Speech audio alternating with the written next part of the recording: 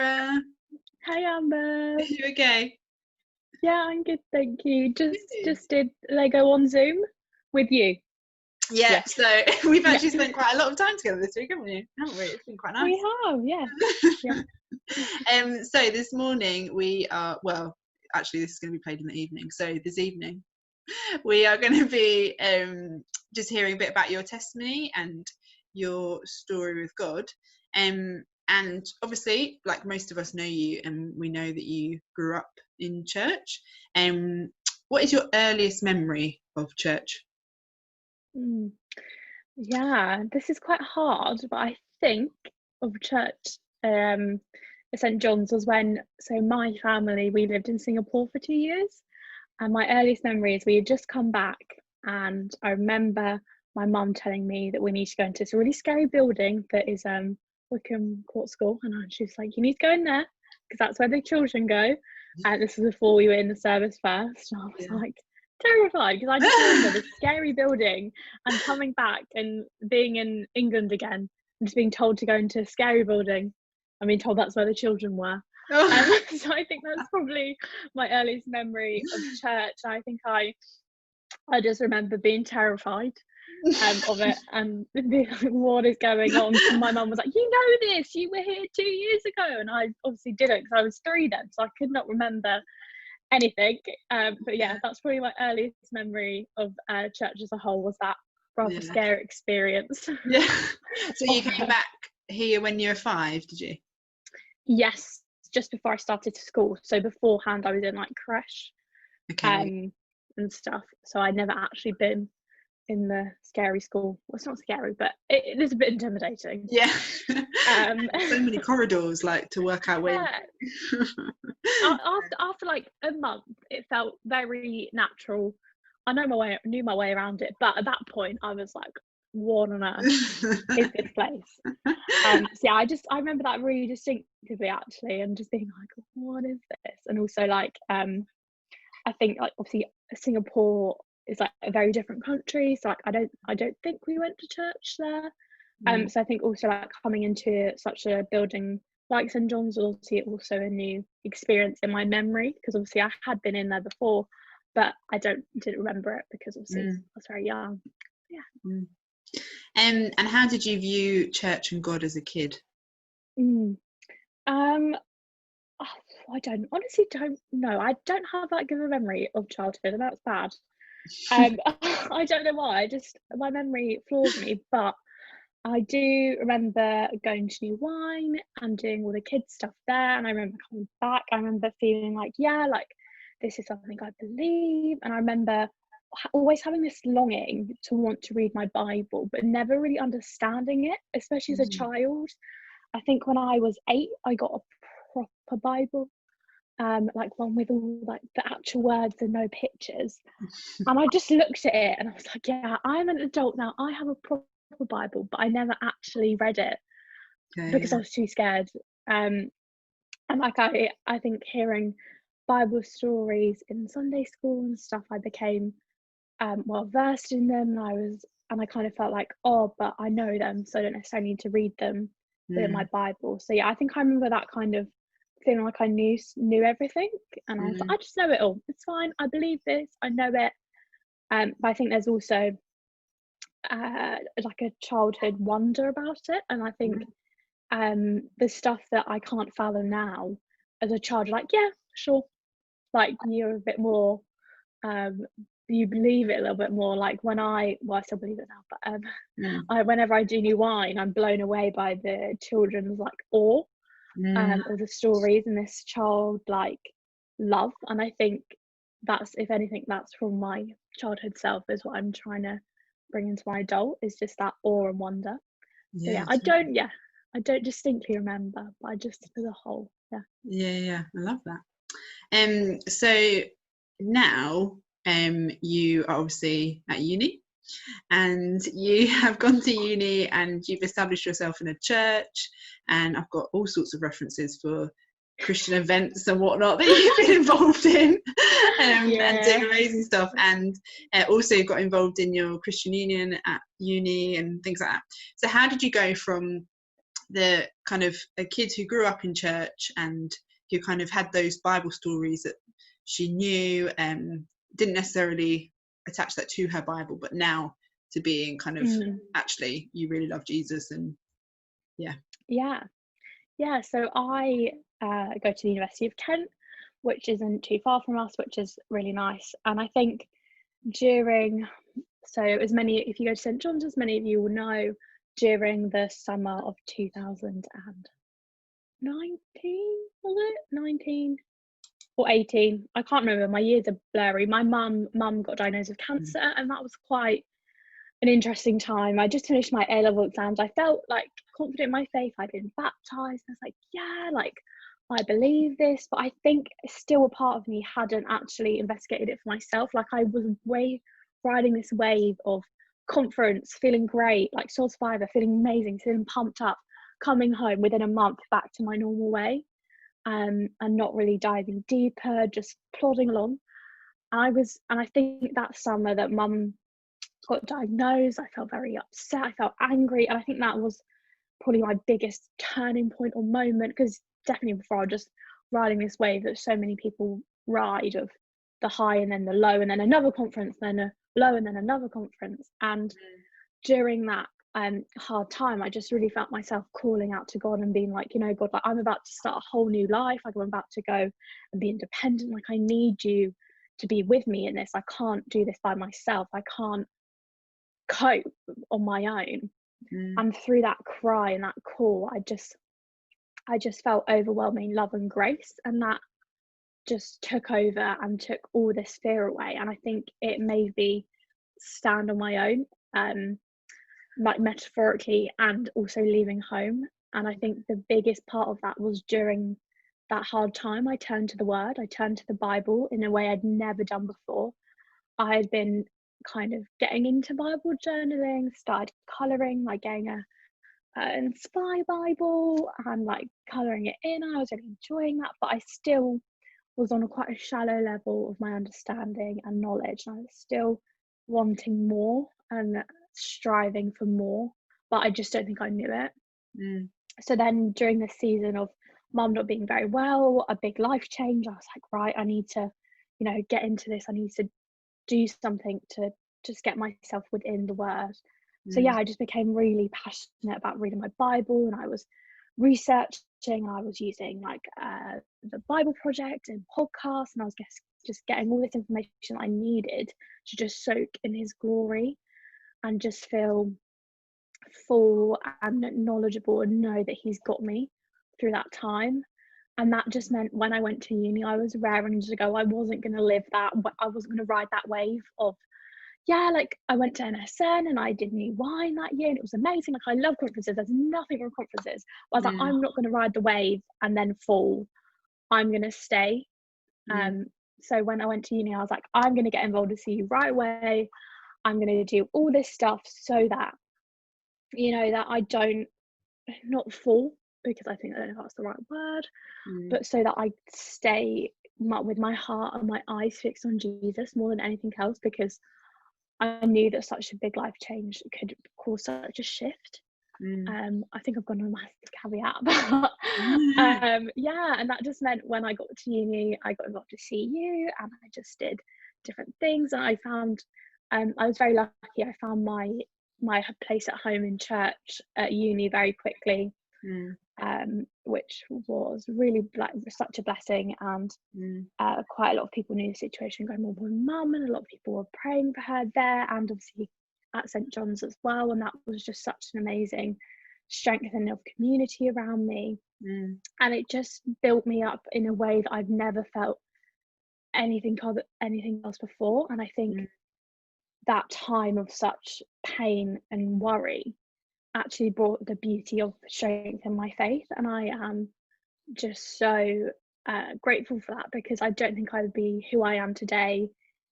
Really involved with CU, I'm now running Events Week Committee. I'm chairing it currently, which is terrifying, but stuff like that, like I just don't think I could do if I hadn't have had that experience, that need to dive deeper.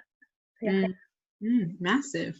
Yeah, because it was like that summer because your sister was just about to go Yeah. and work abroad, wasn't she, as well? And you were, or was she halfway through or something like that? And So she was coming back and I was going. Yeah. So there was just like huge change in your family, and just that was such a crucial time for you, wasn't it? And so in between, obviously we talked about you a bit as a kid at church, and then kind of going to university. What did your faith look like in between that time? In like teenagers. I think the best way to describe it is that wave of Christian conference and then the coming back down of it. There was never a point that I was like, I don't believe in this, like this is all wrong, like I can't follow this. Like I've always been at church. Like I think that maybe the longest I've not been is like 3 weeks if I've been on holiday. Like I've always been church goer. I love church, I do, but I think the relational side was lacking. I think I've just been doing a course on a book called Enjoying God, and it's spoken there about the union and the communion, but like as a communion between you and God, not like the taking of communion, and how the union never goes away. So like we can't do anything for God not to love us, but the communion is the relationship, and it's a two-way thing. And at that point in my teenagers, it was a one-way thing. It was God loving me, but me not necessarily loving God back with my whole heart. I was caught up in friendship issues, in what people thought of me, in how I saw myself, where I put my worth. I put my worth in other people more than in myself, and that was still an issue until about like last year, like that of putting worth somewhere else. What do you mean by that in terms of putting worth somewhere else? So personally, I would put my I don't know how to explain my worth, like my like self, like how I felt about myself, like the way I'd see myself in the way that certain people would see me, and how they would view me, and what they thought of me, or how much they loved me, and instead of actually in how much Jesus loved me. And that's actually where my worth should have been, but I hadn't realized that yet. So I just kept putting it in other people and searching it and seeking it in someone else. And that was definitely apparent through my teenage years, as well as like through the first year of university. So yeah, that's kind of like that placing of worth is like is like the thing that I would really say that if you are in your teenagers or any point in life, if you like just check where you place yourself and your worth, and that when it is in Jesus, actually everything kind of clicks, and yourself, you know in yourself that you are loved because of this union. Then you also got the communion of the relationship between the two, and just making sure that it's working together. And I think if you know, like if you could tell your former self, I think that is what I would like probably shake her and tell her and be like, put your worth in Jesus, because he is like unfailing and won't change, whereas people will, and people are flawed, and I'm flawed, and we're all flawed, but God, Jesus is not. So like that was just and I think that I was lacking within my teenage years. But there was never a moment that I was like, I don't believe this, or I turned away. It was more of a lull, if that makes sense. Ooh, like like a I believe I hate the word, but lukewarm. Like believing but not really acting. Like my life would sometimes reflect Jesus, sometimes it wouldn't. Just in this lull, or this conflict between, yes, I want to live for Jesus, but I don't actually want to do it with my full heart. I don't want to give up that thing. Was definitely how I described my teenage years. And I think, like I said before, through mum becoming unwell and going off to uni is when I was like, actually no, I do need to give my whole self, my whole heart to this, and my whole worth within Jesus, in order to be who I am. Yeah, that's big. I think both both of us have grown up in St John's, and I remember you as 8-year-old Sara in Crusaders when I was helping out with it. Very cute. And obviously we both know, actually, like, growing up in a Christian family and how important it is, as you were saying, to literally step out and make that choice yourself and make it your own relationship with God. And can you remember, so some people watching might not have been to kind of Soul Survivor or festivals, and what did you like about those festivals that you went to? I mean, you were meant to go to New Wine this year, weren't you? So yes. So I'll do one about like New Wine and then like maybe like a youth one, because I think I got different things out of each of them. So at New Wine, when you turn 15, you can work on team. And I decided to work in Groundbreakers, and the reason is that I just remember as a kid loving it, and it's 5 to 7 year olds, and during that experience, I kind of mentioned before, you just see kids so in love with Jesus, and it just makes you so in love again, because like blown away. Like, I had kids coming up to me and telling me they've had visions from God, that they had a dream, that they have a word, and I was just so inspired. And as well, there's a community within the team itself, like some of my absolute best friends I met there, and we have supported me through everything since we were like 17.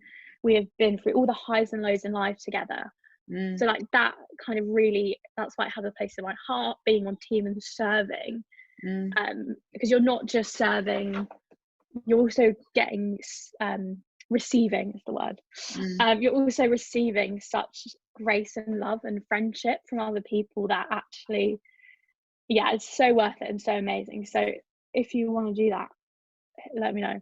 Well, you can do it on any team, but that's really fun. And then youth festivals like Soul Survivor and the new ones that are coming about are amazing, because they are just a time to really soak and learn.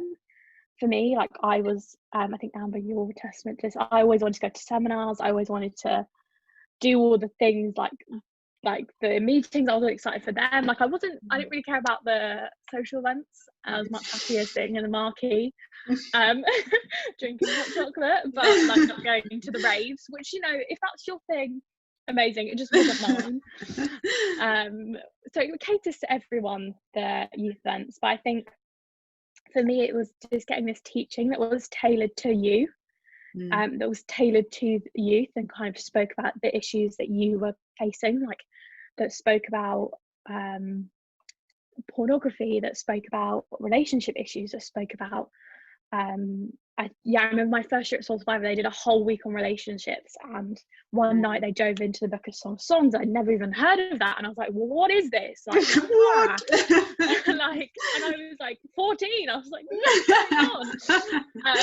But there's so much beauty in that, because there are things that I've learned at like Soul Survivor that I do carry within my life, and I think they are so important. And I think a lot of people do give their lives at Soul Survivor and events like that. I didn't personally, but I think there is a lot of beauty even just watching other people do that.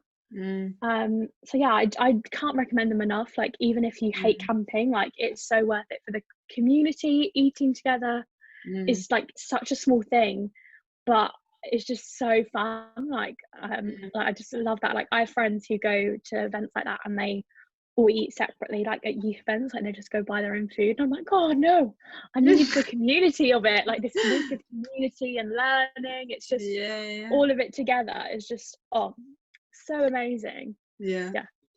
And I love that as well, because you have been a complete extrovert since you were a child, and so like anything with people, you were like, I'm there, I love people, and you're still the same. But if you're not an extrovert, you can have time it's by still yourself. I was definitely an introverted teenager, and I still loved it. So obviously you haven't, like, obviously because I've known you for so long, I've known that you've actually worked really hard at school as well, and there have been struggles there, haven't there? And do you mind talking a bit about that, in terms of actually how much you've worked at your Bible studying as well, in that sense? Sure. So I am dyslexic. I am there's like a spectrum of dyslexia. I'm quite severe, mild to severe, that kind of end. So school, it's always a struggle for me. It took me a little bit longer to grasp reading. Spelling is my main issue. So I really struggled with school. I didn't do too well in primary school. I didn't really get the help I needed in primary school. Went to secondary school. Bless my mum, biggest advocate, was getting a little bit more help. Was kind of predicted rather low grades, was kind of suggested to go down a vocational route, which there is absolutely nothing wrong with. I wanted more, so I kind of began applying myself a little bit more and trying to push through. And there were times that I would get so upset because I'd worked so hard and I'd get like 4 out of 20 in a science test, even though I'd like given it my all. And then there'd be a girl next to me who'd get 20 out of 20 who said she didn't even look at her book, which I just found heartbreaking. And I just couldn't understand why. And I was like, I got that I had a learning disability, but I still was almost angry that I did, because I was like, I'm not dumb, like I have a brain, like I know how to use my brain, but yeah, it just doesn't come through, especially with writing. Like my thoughts don't always come through on the paper. So that was all super frustrating. And then when I got to my GCSEs, again, I worked really hard, I tried my best, and I got 1A, which was the biggest shock of my life. In my history coursework, I'd gotten a D, and then in the exams, I got an A star and an A.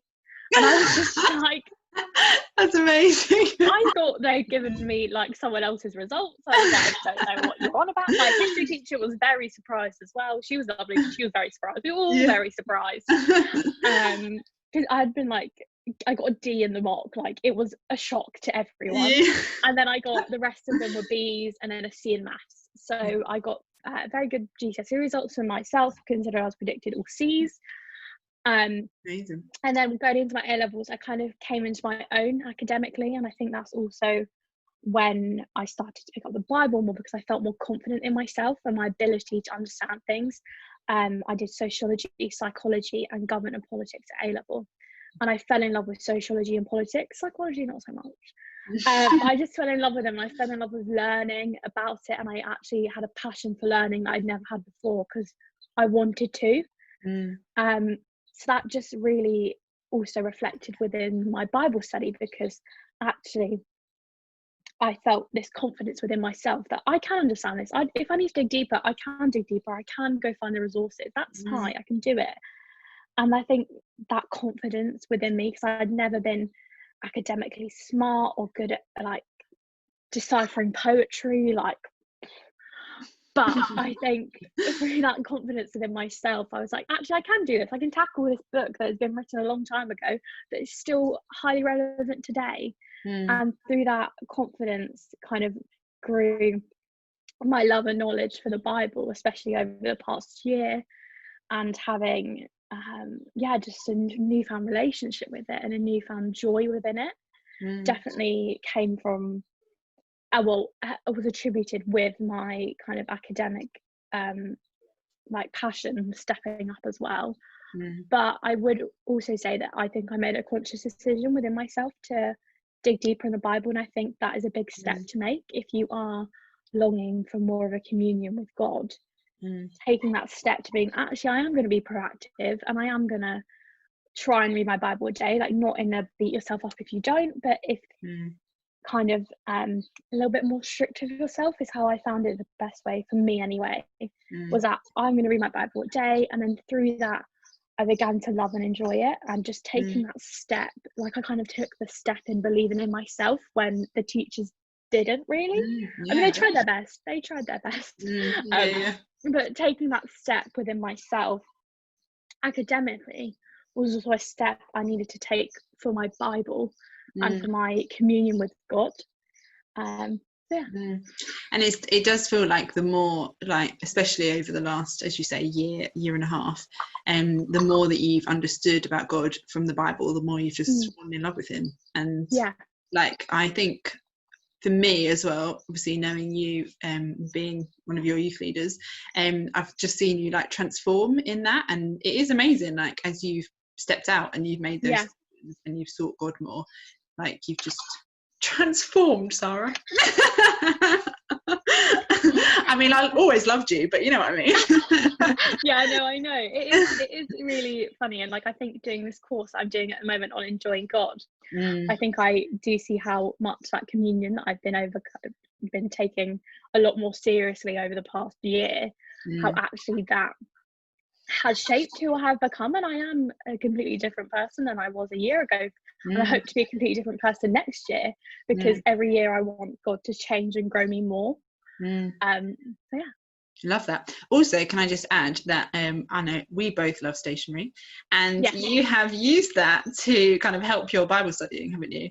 In terms of like just making oh, you're going to get it. Yes. Well, I can do 2 examples. Yeah, that'd be great. So when I first started out my Bible journey, I was using the Inspire Bible, and I'm going to try and find a pretty one because some of them are really bad. Because they were like, these were very early on. This is my favorite one though. So I started I love that, to do creative stuff in my Bible. Sometimes not really reading it, just want to be a bit creative in it, which was, you know, what I needed at that time. And then just before I went off to uni, I decided to get a different Bible, which is just this one. And it's single columned, and I basically started more of a study method, more of a comprehensive, I'll show you what I'm doing at the moment, more of a comprehensive study and more of a digging deeper. I'm currently doing Daniel with one of my friends. Amazing. So now I'm doing more of a comprehensive study. Sorry if any of the spellings are wrong, I said before I can't spell. Yeah, so like green is what is being said about the Lord. Yellow is simple truths. Blue is context, because context is very important, especially when looking at the Old Testament, because that can be very scary. And pink is my favorite, and it's how I want God to change me through the scripture. And like, for example, yesterday it was through basically just the way in which Daniel and the people around Daniel speak of God, and his, like, how he is the living God. And I think so I kind of wanted that to kind of be with me, and then I'll pray over that. So it's been a bit of a shift with my study methods.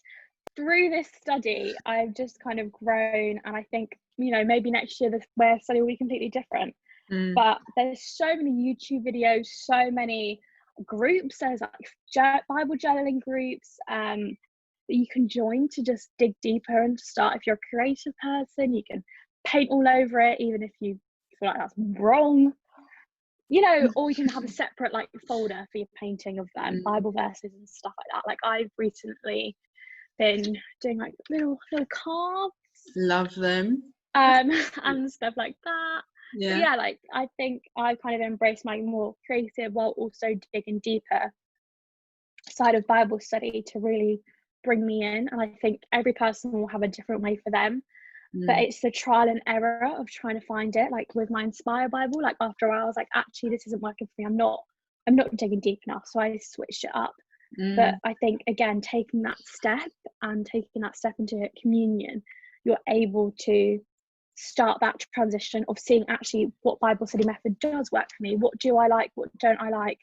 Do I like drawing all over my Bible, or do I want to write notes? And I think that's a journey all of us have to take in order to dig deeper and dig in our understanding. Yeah, love that. Amazing. Thank you so much, Sarah. Really appreciated your honesty and sharing, what God's been doing. So cool. Thank you. No problem. Bye.